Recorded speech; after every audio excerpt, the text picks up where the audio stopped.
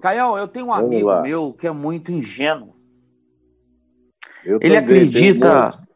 ele acredita na gnose de Samael. Eu vou falar isso, cara? Não, Olha o que não ele vai sei se contar, você então, pra está você lendo. entender o que é a Gnose gnose. vem da palavra grega conhecimento. Uhum. Então, é uma filosofia, um conhecimento especial decorrente do Sobre algo. pensamento exposto aí nessa ideologia que ele leu.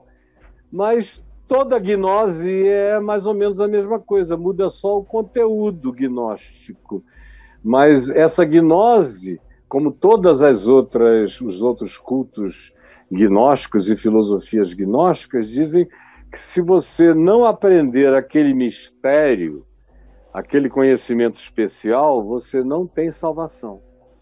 Então, tanto faz o tipo de gnosticismo, a idiotice, infelizmente, do ponto de vista do evangelho, é a mesma. Mas pesquisa aí no Google qual é eu não sou o Google, né? Eu tenho até um conhecimento bem extenso de muita coisa, mas eu também não me dedico a bobagens. Você pode me conceber, Braulio, procurando aí para edificação pessoal. O que você quer olhar? Samael. Escreve aí no Google, gnose de Samael. Não, ele vai é um sacar. nome hebraico. O cara vai Ele falar. vai falar? Então deixa ele falar Samael. rápido. Tô calado esperando. Vai falar, cara. Vamos lá. Samael foi um grande falsário enganador que sequer sabia o que era gnose. Sua pseudo-gnose não passa de uma grande farsa e uma grande mentira, cujo objetivo é formar uma legião de escravos manipulados. Isso aqui é Google, tá? Google, não é ele, né? Olha aqui, ó. Olha a primeira do Google, ó. Olha aqui, eu pensei Samael. que era uma descrição Samael de um grande picareta. pastor evangélico. Quando você começou a ler, eu falei, bom, o cara está descrevendo um pastor, né? Quer ver ler a descrição do Google? Tá, tipo isso. Samael, vou botar aqui na tela lá. Samael foi um grande falsário enganador que sequer sabia o que era gnose.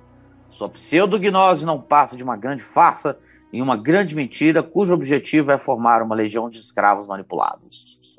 Claro. E aí? O que o nosso curto amigo e grosso escreve? esse texto aqui. Foi Google e grosso. Samael. Foi Google e grosso. Foi, curto e Samael. grosso. Aí ele fala assim, Caio, ele acredita em muita coisa. Por exemplo, ele acredita que a Terra é oca e que tem uma raça vivendo lá dentro. Também crê que sexo com ejaculação é pecado. Ele crê que gatos pretos e pentagramas protegem as pessoas contra demônios. E por que ele está me perguntando isso? Ele crê que existe um planeta chamado Nibiru. E que um dia esse planeta vai destruir a Terra. Esse planeta é famoso nas filosofias esotéricas. Mas e aí? E aí, brother? E aí o seguinte, prossegue. Aí ele também acredita em muitos mantras ensinados por Samael. Mas apesar disso tudo, Caio, eu vejo que ele se esforça para ser uma pessoa justa e piedosa. A minha dúvida é a seguinte: essa gnose de Samael, exatamente, essa gnose de Samael parece muito com uma seita satânica disfarçada. Digo disfarçada porque ele também diz que acredita em Jesus. É isso mesmo, Caio? Você já ouviu falar sobre essa gnose? Não, graças a Deus, tem tanto falsário no mundo que eu dedico a minha vida às coisas verdadeiras, boas e que edificam. Eu não perco meu tempo com isso, a menos que alguém, sem ter o que fazer, me faça uma pergunta dessa. Porque você, meu filho, pela sua própria razão, sabe que esse é um pobre rapaz que vive de ingenuidade em ingenuidade. E não é somente ele, está cheio de gente que cria assim, sem ter nada a ver com o Samael, de que tem uma outra civilização no coração da Terra. Tem um monte de gente aqui em Brasília, então vai a Alto Paraíso, meu mano. O que tem de gente que diz, se você quiser, eu te introduzo numa gruta que a gente entra até encontrar umas pessoas que moram no coração da terra. Você quer ir lá comigo? Eu digo, não é bom para você que eu vá. Aí o cara me perguntou, por quê? Falei, porque eu vou sair expulsando tudo que é demônio lá de dentro e pode ser que você caia junto. O sujeito me olhou assim com o olho arregalado. Um outro foi um dono de uma televisão aqui de Brasília, que veio com esse papo para mim, me chamou para almoçar, queria me levar até a Venezuela, com tudo pago, para eu entrar com ele num buraco lá e conhecer uma civilização no coração da terra. O único problema, e era por isso que ele queria que eu fosse, é que todo mundo que entrou nunca mais saiu. E como ele tinha vontade de sair, ele achou que um cara que tinha vida com Deus, como eu, entraria e sairia. Falei, mas um cara que tem vida com Deus como eu, não tem esse tempo para perder com buracos, meu filho. Ou você me diz que tem um cara lá dentro para eu ajudar, aí eu vou contigo ajudar quem tiver que ajudar. Mas para você matar a sua curiosidade esotérica de uma ingenuidade patológica, me perdoa, procura aí um outro maluco e leva com você. Ele também ficou me olhando arregalado. Digo, para com isso, fulano. Não vou dizer o nome dele aqui, ele é muito conhecido em Brasília e no Nordeste, ele tem uma rede de TV no Nordeste. Falei, você, pelo amor de Deus, quanto mais velho você fica, desculpa, fulano, eu te conheço há 30 anos, mas idiota você se torna. Que é isso? Então, eu não perco meu tempo com isso, eu sei o que é tudo a mesma coisa. Como eu te disse, parecia até do Google a descrição de um pastor falsário. E falsários vinculados à religião, a esoterismo, a essas coisas todas, é o que mais existe. Eu tenho um amigo que é um candomblessista dos mais cultos do Brasil. Uma cultura filosófica, psicológica, antropológica, conhece tudo do I Ching, de taoísmo, de uma quantidade enorme de outras filosofias, mas ele é um líder do candomblé há muitos anos. Ele já deve estar hoje com quase 80. E um dia, ele tomando um café comigo, eu batizei. Foi uma história interessante a minha com ele. Eu nunca o evangelizei, eu só o mandei ler o livro de Levítico. Ele chegou, derramou tudo aquilo em cima de mim, dos sacrifícios que tinham que ser feitos, como é que eu ensinava uma fé sem sacrifícios, e que ele era consultor da Universal para sacrifícios, para eles fazerem aquelas coisas. Me contou barbaridades de práticas de arreio de despacho feitos pelo Macedo lá no Alto da Tijuca, um monte de coisa. E eu calado. Aí ele disse, o que você tem a me dizer? Eu abri a Bíblia no Velho Testamento, em Levítico. Falei, olha, vai para casa, lê esse livro aqui todinho, volta daqui a uma semana, que eu vou te dar a resposta. Aí ele foi, leu o Levítico todo, uma semana depois ele voltou, foi ao meu gabinete, entrou, era lá no Café com Graça, em Copacabana, e sentou e falou, você sabia que esses sacrifícios aqui a gente pratica todinhos? Quase tudo que você me deu para ler aqui de sacrifício parece um manual da minha religião.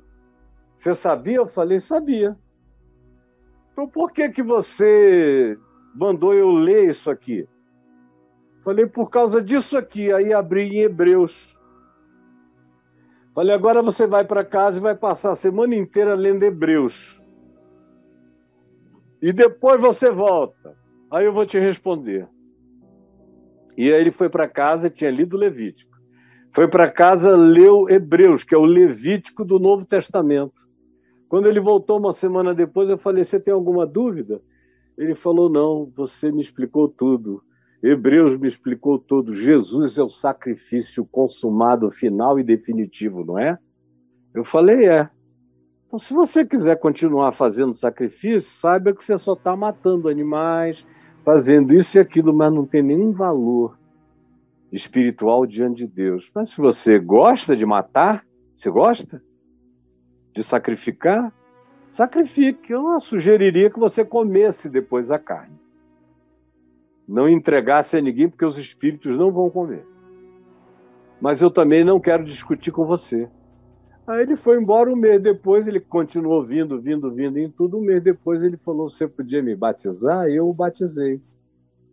Então, minha gente, tem certas coisas que, sinceramente, eu não preciso saber como quem perdeu o tempo sabendo, porque eu já sei o bastante para saber que até aquilo sobre o que eu não me inteirei do ponto de vista de uma informação tópica, eu sei o que a coisa diz pelo enunciado, já está mais do que claro. Então você tem que deixar de ser o ingênuo, meu filho.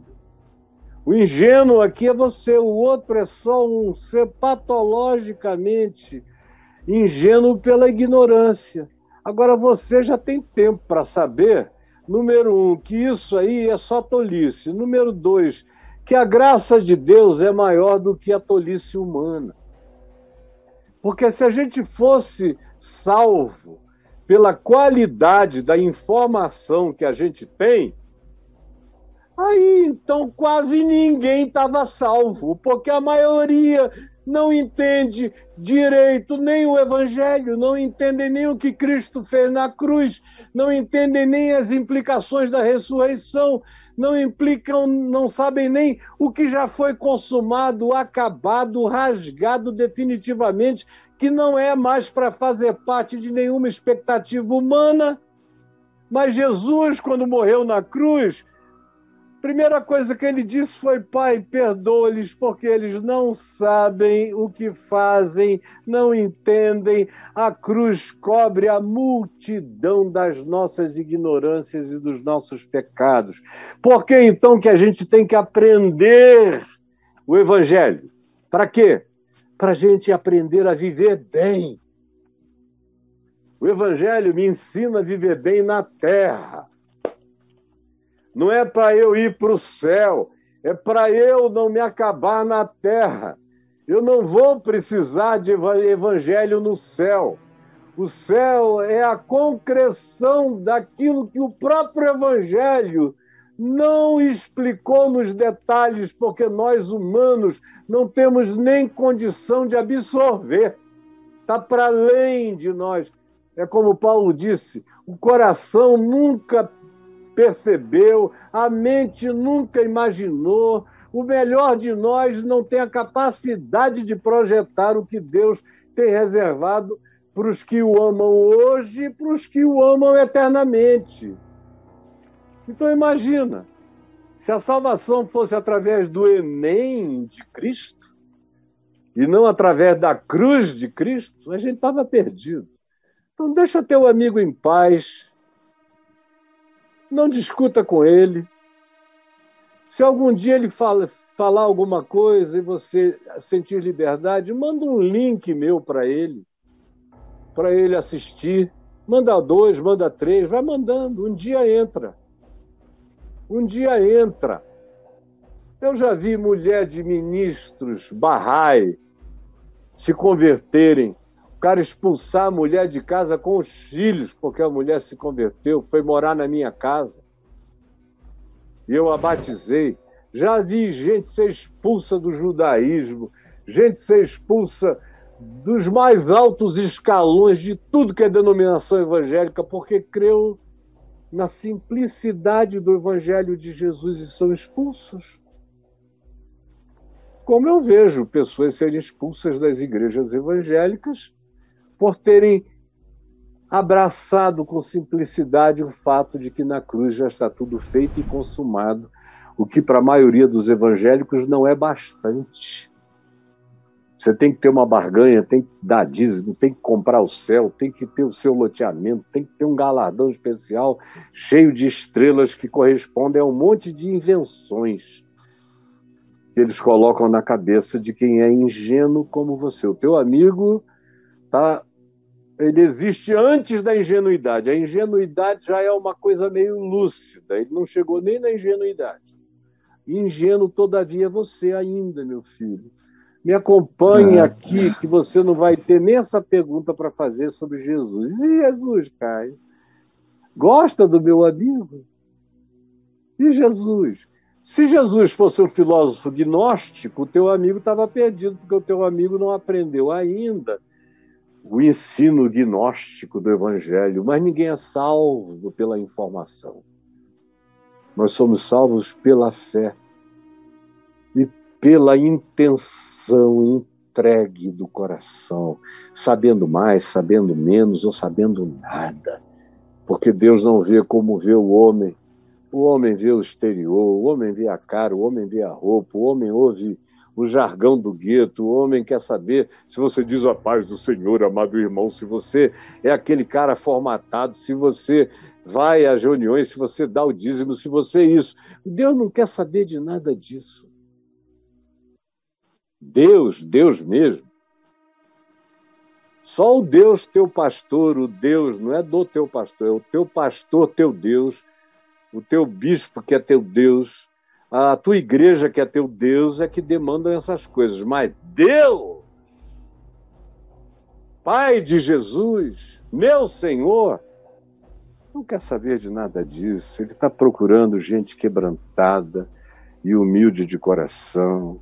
O convite é outro: vinde a mim, todos vós que estáis cansados, gente que não aguenta mais, e sobrecarregados, e eu vos aliviarei.